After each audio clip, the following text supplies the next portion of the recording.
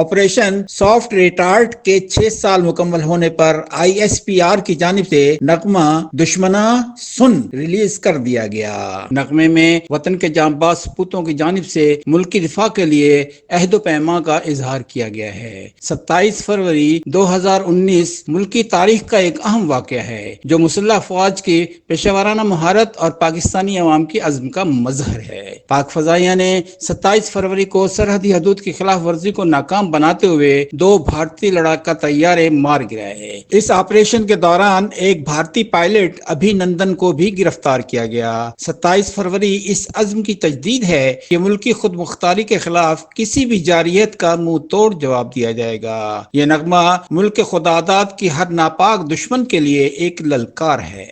نغمے کی شاعری احمد عظیم کی ہے، جبکہ کامران اللہ خان نے اس خوبصورت نغمے کو گایا اور کمپوز